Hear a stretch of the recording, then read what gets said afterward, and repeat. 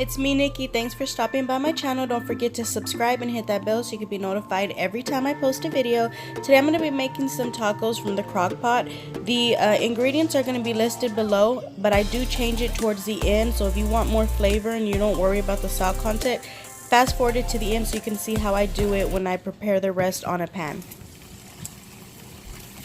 I have the stove on a high heat. I put about 1.5 tablespoons of oil. I'm going to put some, I preferably like to use kosher salt because it makes a really nice crust when I'm doing chuck roast. But I ran out. So I'm doing sea salt and pepper. And I usually season it before I even add it to the pan. But I didn't do that today, so we'll see if there's a difference with that. Hopefully not. Okay. So I'm just going to brown every single side, even the edges. I usually use a different pan, but I can't find it, so I'm going to use this one. It'll do the same thing. It's just I like the other one because it has taller walls and I can lean the meat against it so I can get the edges really nice and brown.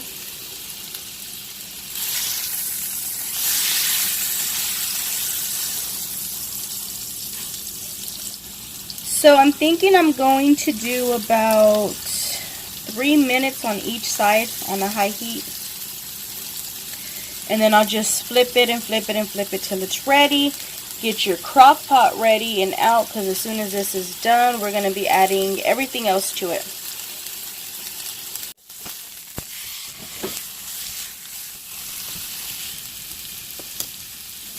So while the meat is still browning, I'm going to get the lemon juice ready for the recipe. Because after the meat is browned and ready, everything else is just putting everything into the crock pot.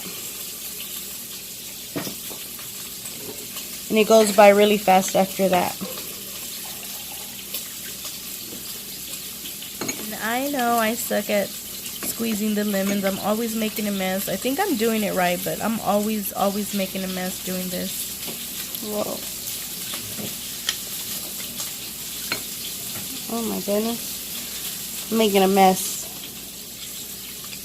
I got lemon rain everywhere.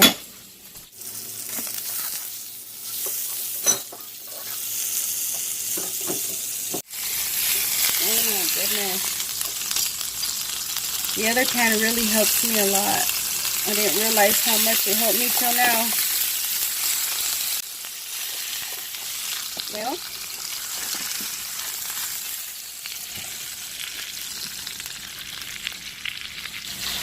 I'm going to start lowering the heat because I'm almost done with this. And I'm going to add some vegetables on here that I do not want to burn.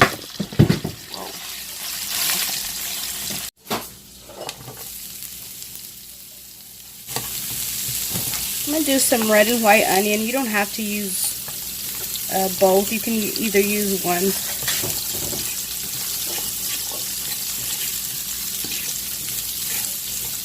I'm only putting this much because I am going to add more to the crock pot when it's like an hour away from being done. Because I like some of the onion crispy. And I like to add this onion because it adds the flavor while it's cooking. 1 tablespoon of minced garlic. Fresh minced garlic is better, but this is what I'm using to what I have. Original blend salt free Mrs. Dash that I usually put on vegetables.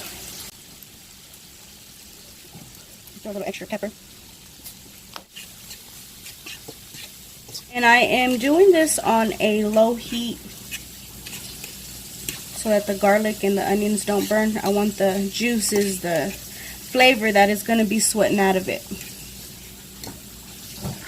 So I'm going to do this for about 3 to 4 minutes. Once my onion is ready, I'm going to throw it in there.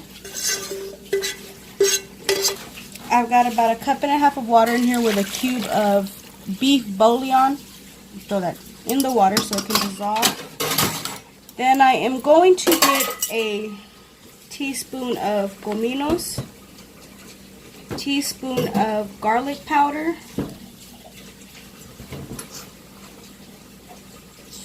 some paprika, about half a teaspoon.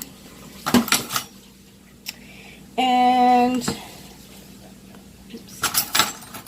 3 tablespoons of the fresh squeezed lemon that we squeezed a while ago. 1, 2, and 3.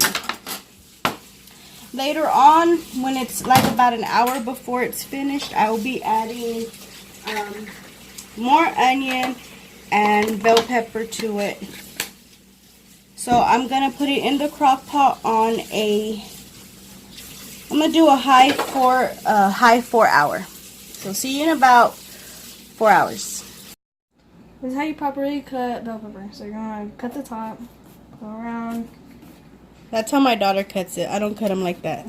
She's in culinary classes, and I guess that's how they taught her to do it. I think I forgot. Who? You think? Yeah. I think you told me they do it the way I did it. You do it from the sides down. I mean, I started out cutting them like that though. I can't remember. But I don't cut them like that no more because you miss all this right here. Actually, I watched a video from Gordon Ramsay, and that's how I learned how to cut onion and bell peppers. I'm gonna set this to 6 hours now, so it can keep getting heated up or warming up or keeping it cooking. What's it? There it goes. Who's USA? USP. Oh, okay, go get it. It's an order. USA. So what we're going to do is we're just going to add all of these to the food. Let me show you how it looks. There it is. And you see how the the onion looks all real soft? I want some crunchiness to it. That's why I'm doing it a little different by adding this towards the end. So I'm going to cook it for another hour with the added veggies in there, and let's see how the meat looks after 4 hours. I usually like it 6 hours though. Okay, so it's falling apart, and you could have done, I did 1.5 cups to probably 2 cups of water, but you can do 1 cup. So I'm gonna start adding these veggies that Helen is cutting up for the crunch. Okay. So it's been a little while longer. I'm going to say 2 more hours. I did say an hour, but I got busy out. Oh, there it goes. It is separating. I like how some of these vegetables are not all the way soggy. And I think I did put too much broth in here. It called for 1 cup, but I put a little more. But adding that much water really did dilute the flavor. So go ahead and just stick to 1 cup. This was way too much.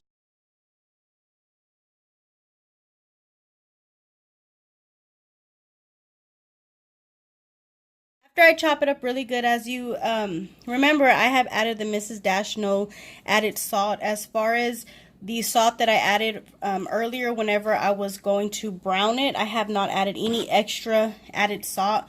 Of course, the beef bouillon does have some salt in it as well, but I didn't add any. So what I'm going to do is I'm going to put apart for the people that can't have like a lot of salt and they don't want that extra salt. This is the time where you're gonna divide it and take out their part, and then I'm gonna cook the rest on the stove on a pan, and then I'm gonna add the extra seasonings that me and my family like. Okay, so I'm gonna put this in here, and I am going to add some salt and more pepper, because I put so much, since I did I think I did like 2 cups of water with the beef bouillon, it took away from the flavor. And I love to add chicken, even though it's beef, I like to add chicken bouillon to the meat. So I'm doing about a tablespoon. Beside me over here, had to lower it because it's steaming up. I'm getting that ready for the corn tortillas that we are going to fry up. Okay, let me taste it, and just go taste, taste as you go. Oh yeah, much better. I had to add some type of salt, but in my family, certain people cannot have that. So the tablespoon of chicken bouillon, salt and pepper, did a whole lot. Now I'm gonna add the rest of the veggies that I have put aside for this pan. Now, if doing this last step is basically preventing the whole reason why you did crock pot in the first place, so that you wouldn't have to do this, doing the extra step of getting this pan out and cooking it like this, I know some people it would bother them to do this. That's why you get the crock pot, so you can actually just season the food while it's in the crock pot and do the chicken bouillon in there with the added salt and pepper, everything to taste for you and your family that you guys are gonna like. I don't mind doing this extra step. When it comes to tacos, I'm for it. I love tacos. That's my favorite like meal to eat ever. I can't get tired of tacos, so I don't mind giving it that extra that's gonna be for my liking. I don't mind this at all. Okay. Oh yeah. Okay. On to the corn tortillas. So I like to use this big pan for corn tortillas because instead of doing one at a time or two at a time, I can fit 4 to 5. Well, 4. Yeah, 4, not 5. I'm running out of oil, so I would have put a little more oil. So I have it like on a medium-high heat. It's kind of high for corn tortillas, but I do it so much, I know not to burn it. I know when to flip it. And for people that don't know where to fold it, you're going to go opposite of where the lines are going. So the lines are going this way, you're going to fold it. Not with the line, because to me it breaks, but the opposite of the line. When I was first starting out, I was always folding it with the lines and they would tear. So I started doing it the opposite way, and that's how I learned. And while those are like that, I go ahead and put in another one. Depending how hard you want these, that's how long you're going to leave them in here. When you first lay your corn tortilla in the pan, do not fold it right away. Make sure that you cook it on both sides before even trying to fold it, because it will tear on you. You have to cook it on both sides so that it gets strength and it's not weak when you fold it. I'm not going to do that many taco shells, so I'm not worried about how much more oil to add. I haven't met anyone that don't like cilantro yet, but I know I have read comments on other people on their posts. Okay, so I put about, this is for my husband, guys. He works 15-hour shifts, so I'm gonna hook it up.